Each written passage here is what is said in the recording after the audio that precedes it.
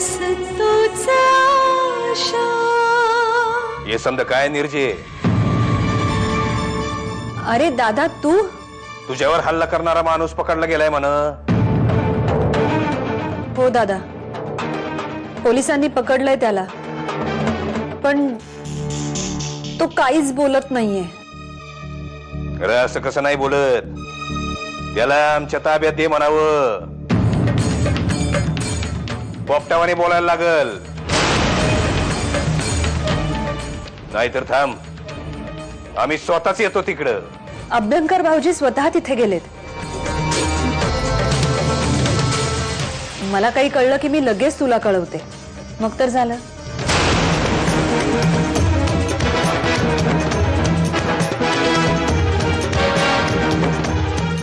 काय झालं आबा?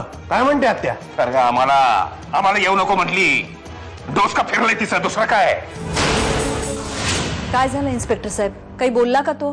त्याचं म्हणणं आहे की तो म्हणतोय त्यांनी हे केलं कारण तुम्ही त्याला फसवलं. काय? अभ्यंकर साहेब, इन्स्पेक्टर काय बोलतायत? सॉरी मॅडम, पण इन्स्पेक्टर साहेब अगदी खरं तेच सांगतात. इन्स्पेक्टर साहेब, अहो खोटं बोलतोय हा माणूस. मी आजपर्यंत कुणालाही फसवलेलं नाहीये.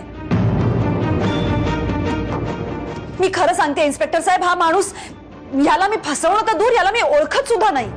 पण तुम्ही काळजी करू नका, मी या सगळ्या प्रकाराची खोलात जाऊन चौकशी करतो. मला त्या माणसाला एकदा भेटायचंय. तुम्हाला भेटायचे? हो भाऊजी, त्याचा नक्की काहीतरी गैरसमज झालाय आणि मला त्याला प्रत्यक्ष भेटून त्याच्या मनातून तो गैरसमज दूर करायचा आहे, आणि तेही आत्ताच. ठीक आहे वहिनी, मी बोलतो इन्स्पेक्टर साहेबांशी. त्यांनी परवानगी दिली की लगेच निघूया. यांनी तुझं लग्न ठरवलंय. माझं लग्न? अगं आई, हे काय बोलतेस तू? हो, म्हणजे येत्या 15 दिवसात तुझं लग्न करायचं म्हणतायत. अगं आई, पण माझं लग्न आणि मला विचारावंसही वाटलं नाही कोणाला. नाही म्हणजे शैलू, अरे बारशाच्या दिवशी ते सगळेजण येणार होते, तेव्हाच तुझ्या कानावर घालणार होते. आता यांनीच तुझ्या लग्नाचं मनावर घेतलंय म्हणून तुला सांगायला आले. अगं आई, पण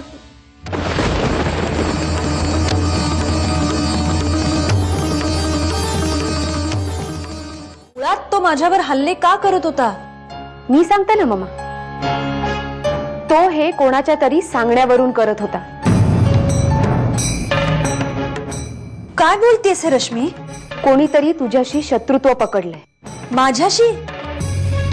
कोण माझ्याशी शत्रुत्व घेईल? आय एम सॉरी मामा, पण मामा तुझ्यावर रागवलेले. तू मुक्ताला तिथे घेऊन गेलीस, तिच्यासाठी त्यांच्याशी भांडलीस. हे त्यांना आवडलेलं नाहीये. आपण बारशाला गेलो होतो तेव्हा त्यांच्या वागण्यावरून मला हे जाणवलं. आबा, तुमचा काय अंदाज आहे?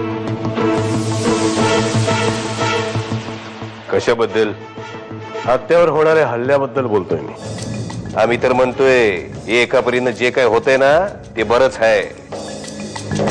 म्हणजे तिच्यावर होणाऱ्या हल्ल्यात ती गुंतून राहिली तर दाजींचा अपघात झालाय की खून याचा विचार बी करायची नाही.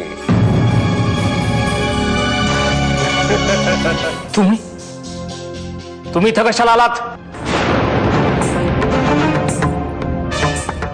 मला तुमचं तोंडही बघायचं नाहीये. आता शक्य असतं ना तर आता तुमचा गळा दाबून जीव घेतला असता इथं. तुझा काहीतरी गैरसमज होतोय. कोणी फसवलंय तुला? कोणी म्हणजे? ऑफकोर्स तुम्ही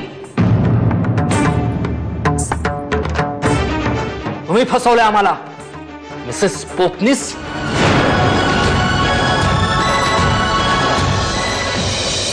तो वारस तूच आशा.